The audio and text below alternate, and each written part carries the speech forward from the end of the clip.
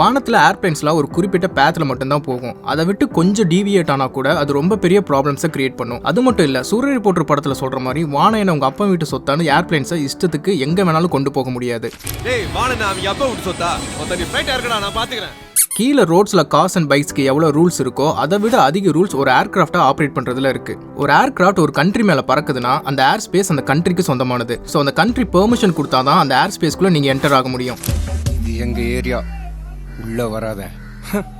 அப்படி அந்த கண்ட்ரியோட பெர்மிஷன் இல்லாம என்டர் ஆனா உங்களை அன்ஆத்தரைஸ்ட் வெஹிக்கிள்னு மிலிட்டரி ஏர்கிட்ட வச்சு ஃபர்ஸ்ட் எஸ்கார்ட் பண்ண ட்ரை பண்ணுவாங்க. அண்ட் அவங்க கமாண்டை ஒபே பண்ணி வெளியே போகலனா உங்களை செக்யூரிட்டி த்ரெட்னு டெஸ்ட்ராய் பண்ணிடுவாங்க. 1983 இந்த மாதிரி ஒரு இன்சிடென்ட் நடந்திருக்கு. நியூயார்க்ல இருந்து சோலுக்கு போன ஒரு கொரியர் ஏர்லைன்ஸ் ஃபிளைட் நேவிகேஷன் ஏரர்னால அதோட இன்டெண்டட் ஃபிளைட் பேத்ல இருந்து டீவியேட் ஆகி சோவியத் ஏர் ஸ்பேஸ்க்குள்ள என்டர் ஆகிருச்சு. அந்த டைம் சோவியத் ஏர் ஸ்பேஸ் ரெஸ்ட்ரிக்டடா இருந்தனால சோவியத் மிலிட்டரி அதை ஒரு ஸ்பை ஏர்கிராஃப்ட்னு டெஸ்ட்ராய் பண்ணிட்டாங்க. க்ரூவோட சேர்ந்து ஏர்பிளேன் உள்ள இருந்த 269 பேசஞ்சர்ஸும் இறந்துட்டாங்க. இதை நான் ஏன் சொல்ல வரேன்னா, ஒரு கமர்ஷியல் ஆர் கார்கோ ஏர்கிராஃப்ட் ஒரு கண்ட்ரி மேல போகுதுன்னா அந்த கண்ட்ரி கிட்ட இருந்து ஓவர் ஃபிளைட் பெர்மிட் வாங்கிருக்கணும். இந்த ஓவர் ஃபிளைட் பெர்மிட் வச்சு அந்த கண்ட்ரி அலோவ் பண்ண ஃபிளைட் பேத்ல நீங்க ஃபிளை பண்ணிக்கலாம். பட் ஒரு ஏர்கிராஃப்ட் இன்டர்நேஷனல் ரூட்ல பறக்குதுன்னா அது நிறைய கண்ட்ரிஸோட ஏர் ஸ்பேஸை யூஸ் பண்ண வேண்டியதா இருக்கும். ப்ராப்ளம் என்னன்னா, ஏர்லைன்ஸ் எல்லாம் ஒவ்வொரு தடவையும் ஒவ்வொரு கண்ட்ரி கிட்ட இருந்தும் இந்த ஓவர் ஃபிளைட் பெர்மிட் வாங்கிட்டு இருக்க முடியாது. ஸோ இதுக்கு சொல்யூஷன் சொல்ற மாதிரியும் கமர்ஷியல் அண்ட் கார்கோ ஏர்கிராஃப்ட் இன்டர்செப்ஷனை ரெடியூஸ் பண்ணவும் 1944 சிகாகோ கன்வென்ஷன்ல ஒரு அக்ரிமெண்ட் சைன் பண்ணாங்க. இன்னைக்கு நிறைய கண்ட்ரிஸ்க்கு ஏர்லைன்ஸ்லாம் ஃப்ரீடமா ஏர்கிராஃப்ட் ஆப்ரேட் பண்ண முடியுதுன்னா அதுக்கு ரீசன் சிகாகோ கன்வென்ஷன்ல இனிஷியேட் பண்ண பைலேட்டரல் அண்ட் மல்டிலேட்டரல் அக்ரிமெண்ட்ஸ் தான்.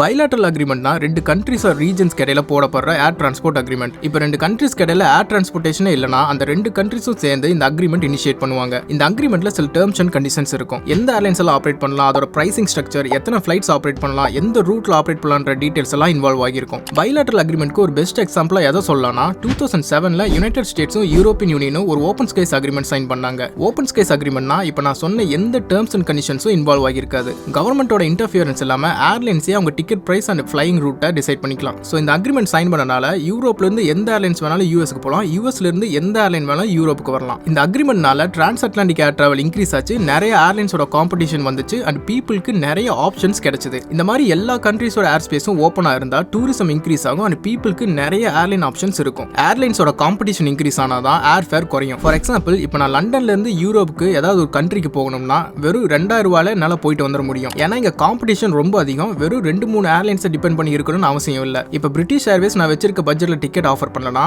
விஸ் ஏர் ஆர் ரயன் ஏர் எனக்கு ஆஃபர் பண்ணுவான். ஸோ மல்டிலேட்டரல் அக்ரிமெண்ட்னா நேம்ல இருக்க மாதிரியே multiple countries are multiple regions involve ஆகி சைன் பண்ற அக்ரிமெண்ட். ஃபார் எக்ஸாம்பிள், ஏஷியாவில் பார்த்தீங்கன்னா ஏஷியன் ஓப்பன் ஸ்கைஸ் அக்ரிமெண்ட்னு ஒன்று இருக்கு. ஏஷியன் ஸ்டேட் மெம்பர்ஸ் எல்லாரும் சேர்ந்து சைன் பண்ண அக்ரிமெண்ட் இது. நான் ஏஷியன் ஸ்டேட் மெம்பர்ஸ்னு சொல்லும்போது Brunei, Cambodia, Indonesia, Laos, Malaysia, Myanmar, Philippines, Singapore, Thailand, வியட்நாம்னு ஒரு 10 கண்ட்ரிஸ் இன்வால்வ் ஆகிருக்கு. இந்த அக்ரிமெண்ட் படி ஏஷியன் ஸ்டேட் மெம்பர்ஸ் எல்லாம் அவங்க கண்ட்ரிஸ்க்கு இடையில அன்லிமிடெட் ஃபிளைட்ஸ் எந்த ஒரு ரெஸ்ட்ரிக்ஷனும் இல்லாம ஆப்ரேட் பண்ணிக்கலாம். இதை ஏஷியன் சிங்கிள் ஏவியேஷன் மார்க்கெட்னு சொல்லுவாங்க. இந்த அக்ரிமெண்ட் சைன் ஆனதுனால இந்த கண்ட்ரிஸ்க்கு ஏர்லைன்ஸ்க்கெல்லாம் 5th ஃப்ரீடம் ரைட்ஸ் கிடைக்கும். 5th ஃப்ரீடம் ரைட்ஸ்னா ஒரு ஏர்லைன் கண்ட்ரி ஏல பேசஞ்சர்ஸை கேரி பண்ணி கண்ட்ரி பில டிராப் பண்ணிட்டு அண்ட் தென் கண்ட்ரி பில இருந்து பேசஞ்சர்ஸை கேரி பண்ணி கண்ட்ரி சில டிராப் பண்றது. ஃபார் எக்ஸாம்பிள், எமிரேட்ஸ் பார்த்தீங்கன்னா ஒரு துபாய் பேஸ்ட் ஏர்லைன். ஸோ அவங்க 5th ஃப்ரீடம் ரைட்ஸ் படி துபாயில இருந்து மிலானுக்கு ஆப்ரேட் பண்ணி அங்கிருந்து நியூயார்க்கு ஆப்ரேட் பண்றாங்க. இந்த கேஸ்ல எமிரேட்ஸ்னால துபாயில இருந்து மிலானுக்கு பேசஞ்சர்ஸை டிரான்ஸ்போர்ட் பண்ணி அண்ட் தென் மிலான்ல இருந்து பேசஞ்சர்ஸை பிக் பண்ணிட்டு நியூயார்க்கு போக முடியும் சேம் ஃபிளைட்ல. ஸோ இதை தான் 5th ஃப்ரீடம் ரைட்ஸ்னு சொல்லுவாங்க. இந்த ஏஷியன் கண்ட்ரீஸ் எல்லாம் ஒரு மியூச்சுவல் அக்ரிமெண்ட் சைன் பண்ணனால இவங்களுக்குள்ள எத்தனை ஃபிளைட் வேணாலும் எங்க வேணாலும் ஆப்ரேட் பண்ண முடியும். ஸோ இந்த வீடியோவில் நான் என்ன சொல்ல வரேன்னா, உங்ககிட்ட ஏர்கிராஃப்ட் இருக்கு, வானம் ஃப்ரீயாக இருக்குன்னு இஷ்டத்துக்கு ஓட்ட முடியாது. ஏகப்பட்ட ரூல்ஸ் அண்ட் ரெகுலேஷன்ஸ் இருக்கு. அதில் இது one of the rules. So அவ்வளோதான் இந்த வீடியோ. உங்களுக்கு ஏதாவது புரியலனா கீழே கமெண்ட்ல சொல்லுங்க. அண்ட் இந்த மாதிரி நிறைய ஏவியேஷன் ரிலேட்டட் வீடியோஸ்க்கு மறக்காம சப்ஸ்கிரைப் பண்ணிக்கோங்க.